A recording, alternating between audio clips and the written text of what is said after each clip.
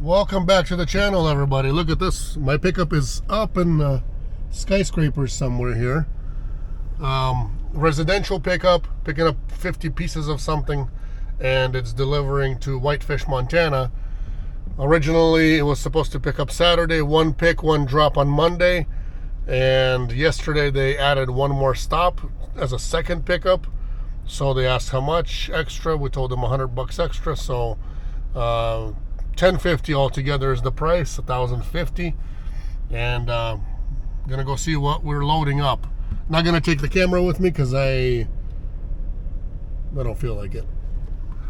But anyway, I'll show you guys what we're picking up. 50 pieces of something, I'm not sure. I'm loaded with my pickup, and here's the stuff. Some kind of a fold-up, roll-up mattress, boxes, books, all kinds of Amazon boxes full of household stuff. I got wine in the back, probably so much wine that it's probably worth more than my van and everything else put together in the van. Pillows, clothing, other things, and other kind of little mattress protectors and a bunch of other little things in the boxes. So basically, these are people who live here in Bellevue, but they are going for a few days to Montana to stay there for a little bit. And this is just part of their stuff that needs to be taken over there so they can have a comfortable couple of days out there. Even a wheelchair, and other kind of things. This is all here. So there's like coffee in some of the places, and makeup and other things, and basically everything they need for the weekend to have a comfortable weekend. So originally this was supposed to deliver on Monday, and good thing I said something, because I'm like, okay, see you Monday then. And she's like, wait a minute, what Monday? This is supposed to be there tomorrow morning. I'm like, no, I got 11th, 9 a.m. on Monday. And she's like, no, this is supposed to be there tomorrow. So I gotta hurry and make it there tomorrow by 9 a.m.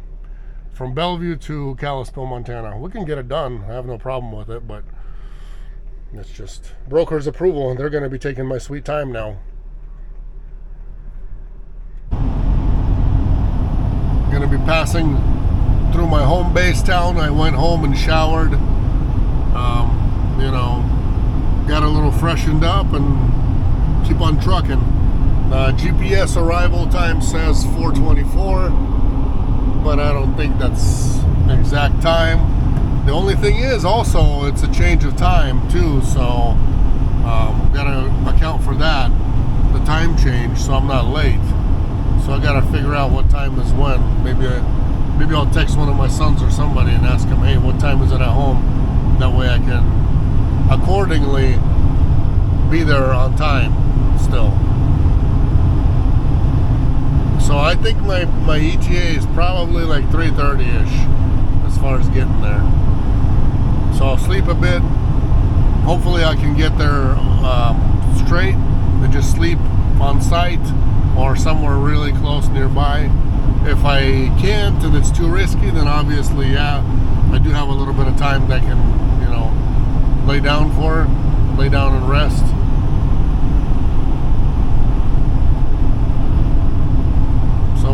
We'll see how it goes. Technically I got like 4 hours of sleep I can lay down for if I really need it, so we'll see. That way I can get there on time still with plenty of time left over for the unaccountable times, for the whatever can happen on the road. A lot of people don't leave themselves any time for that. They're kind of neck to neck, and us, we're worried about those drivers because brokers worried about that driver because customers worried about that driver. So everybody's worried when somebody's doing it that way, cutting it super close.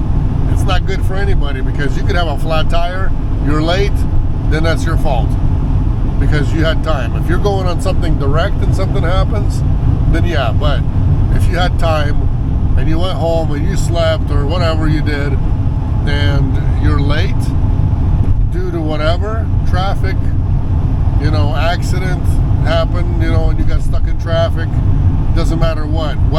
related, you're still late, you know, you spent your time somewhere else, that's all driver's fault, and there's always punishment for that.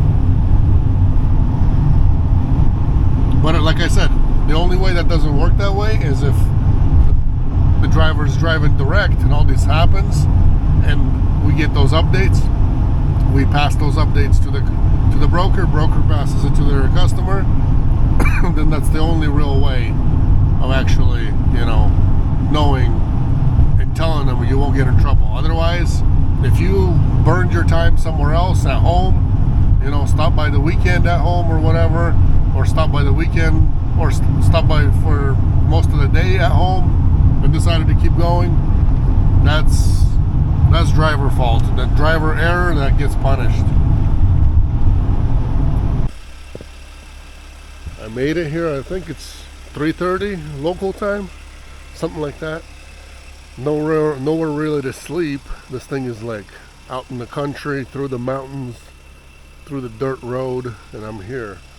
Apparently it's a ranch, so I've just kind of parked from the road to where I can be out of the road. I guess you can't see nothing. Out of the road and kind of here, but not going in there yet, you know what I mean? I'm in their driveway, but I ain't past the gate. We'll see them tomorrow morning at 9 a.m.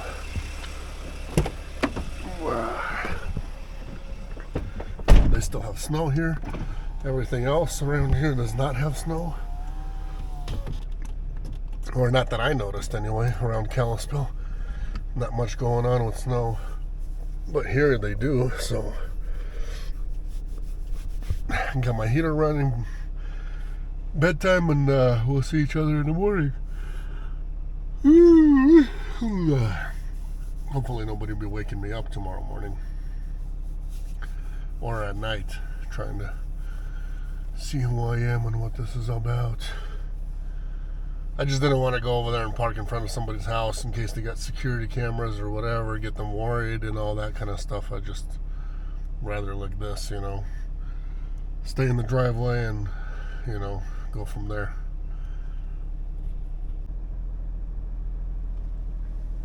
Good morning. Here's what the place looks like in the daytime, or in some daylight hours anyways. Bunch of ranches here. There's one over there, one here, some more over there. I passed some more like as on the way in here, other kinds this way too when I was driving, so there's quite a bit. I guess it's an area for ranches, maybe, I don't know. Let's go drive in there and see what's going on. See who's home.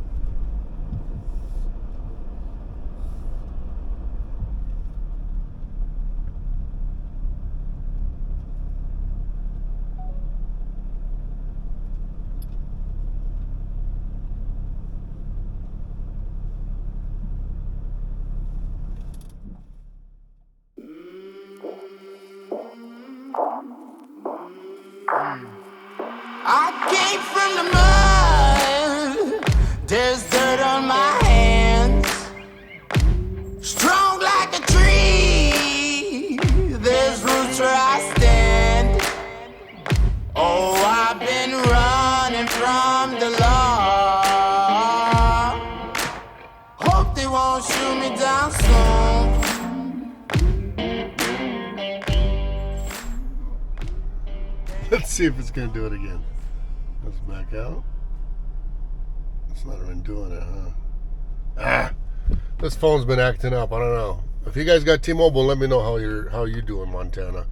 It shows me full bars, but it took me like half an hour to get my hard copy POD email out. It's just insane. But I'll show you guys how this looks out here.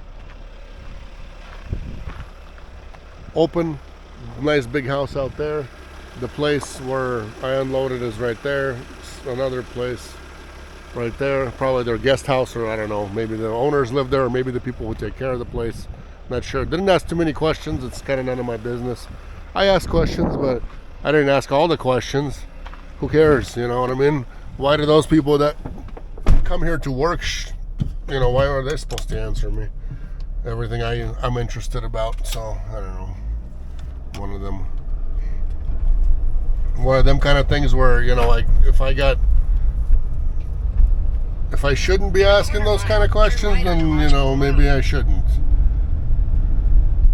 Let's see if it's going to take me the weird way, whichever way I came in, because that was a weird way last night. I did like eight something miles just up through these mountains. Oh yeah, see? Look at the difference. One Google says right, this thing says left. And yesterday I came in through all these. Take the next right onto Lodgepole Road. All these mountains down here through the dirt roads, like 9 miles worth of potholes and stuff. That's yeah. Yeah, we're gonna go right. Big GPS is not gonna win today. Lodgepole Road for 2 miles. I want to go on the asphalt. Why the heck would I come this way? It's weird. Nice, beautiful house right there. Modern looking. Not the kind of cabin I was just at, but yeah, still nice. Hey, but people, they enjoy the rustic stuff. People live in a modern skyscraper, and they come here to you know, for a getaway. They come out here and book a supreme log cabin, rustic, you know what I mean? Like back in the day, back in the movies, back in my childhood movies, that's something that I could relate to, is, you know, seeing something like that. I'm sure they still build them these days and make them more, you know, make them maybe better, maybe worse, probably worse, just like everything else, but it was nice looking and beautiful. Lots of cool looking houses out here too. That's the beauty of Montana. Yeah, it's expensive. Yeah, I'm not sure where the heck you're gonna work. Maybe on your ranch, or you know, these days you could be sitting on a computer and making money. So as long as you have some kind of internet, you're good. Used to be, oh, I don't have internet here, we can't work from here. Nowadays, all that is gone, because you can get Starlink any part of the world and you'll have internet there. I got Starlink at my house because we don't have fast internet at my place, even though I'm only 10 minutes from downtown Spokane. Just the area I'm in, it just simply doesn't have it. Man, they should have really taken me through here yesterday. What the heck? Oh, now this one's on the same page with me. Traitor. Took me through who knows where yesterday and last night. But yeah, so basically, I'll explain to you guys. I helped the gentleman out, him and his wife. I asked him, I'm like, hey, so, you know, he told me that basically this is not their like primary job, but it's something that they do, and these rich folks, I'm not saying it in a bad way, rich folks wanted to go for a vacation. They booked these guys to set things up for them and stuff. I'm not sure if they're going to stay with them through the whole trip and take care of all that, but I didn't ask that many questions. But basically, they're from UK and they're getting paid to come out here and Take the next left onto State Highway, you know, set things up for folks that need help setting things up. all the way from UK. He says they travel all over the world doing this. All over the world, flying everywhere. It's not their full-time job, he said, but they enjoy doing this. Continue on State Highway. Then he asked if I can come back and bring all this stuff back, and I'm like, it's better if you book it through, request me again, whoever you booked it with, because I don't want to step on any toes and just go and, you know what I mean? There's certain procedures when it comes to this that need to be followed. Otherwise, people work hard to earn that business, and I'm just here, a delivery guy who's going to take it all away from them. And, on one load, we need to make future money, so we got to think about the future, not just a one-time shoe shine. That's how I look at it. I know some people might beg to differ, every man for himself and all that kind of crap. Nah, guys, not when you're dealing with these companies for as long as we've been in business, almost 10 years, and dealing with the same companies, same folks, same brokers, the good ones anyways. So we don't need to be screwing anybody. So just an FYI, if you're looking to be in this for the long haul, for a long time, it's better to do it the right way.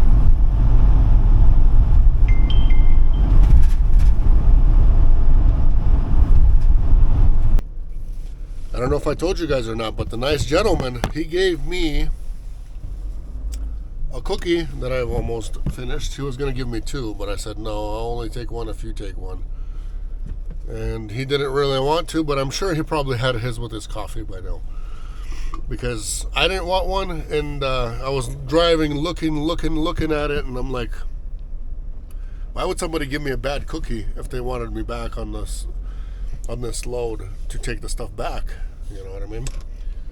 So it didn't make sense to me, and I tried it, and I'm okay.